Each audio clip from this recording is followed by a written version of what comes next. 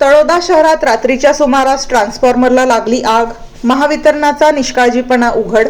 सुदैवाने मोठा अनर्थ टळला. तळोदा शहरातील काकशेट गल्लीजवळ काल शुक्रवार संध्याकाळी 7:30 वाजेच्या सुमारास भीषण प्रसंग घडला. राष्ट्रवादी काँग्रेसचे स्वीकृत नगरसेवक गिरधर रामचंद्र सागर यांच्या घराजवळ आणि दुकानाजवळ असलेल्या महाराष्ट्र राज्य विद्युत वितरण कंपनीच्या विद्युत ट्रान्सफॉर्मरला अचानक आग लागली.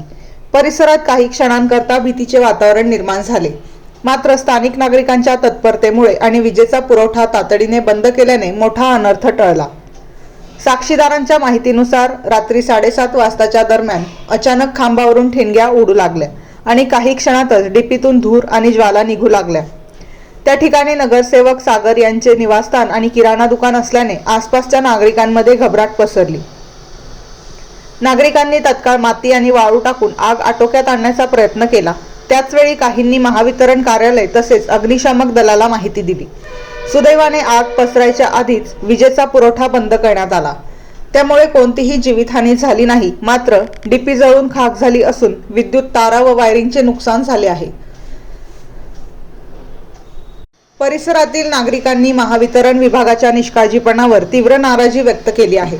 दर काही महिन्यांनी अशा प्रकारच्या घटना घडतात, पण विभागाकडून नियमित तपासणी होत नाही. जुन्या वायरिंगमुळे आणि सैल जोडांमुळे सतत ठिणग्या उडताना दिसतात. नगरसेवक गिरधर सागर यांनी सांगितले की ही घटना अतिशय गंभीर आहे. डीपीच्या देखभालीकडे प्रशासनाने तातडीने लक्ष द्यावे, अन्यथा मोठी दुर्घटना होऊ शकते.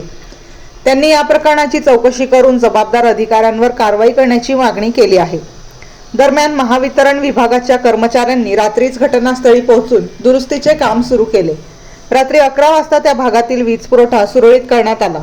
डीपींची नियमित तपासणी करावी, जुन्या वायरिंगची तातडीने अदलाबदली करावी, नागरिकांच्या सुरक्षेच्या दृष्टीने सर्व गल्लीबोळातील वीज खांबांची स्थिती तपासावी व घटनेनंतर तळोदा शहरात नागरिकांमध्ये महावितरणच्या निष्काळजी कामकाजावर तीव्र संताप व्यक्त होत असून प्रशासनाने यापुढे अशा घटना होऊ नयेत यासाठी ठोस उपाययोजना कराव्यात, अशी एकमुखाने मागणी होत आहे.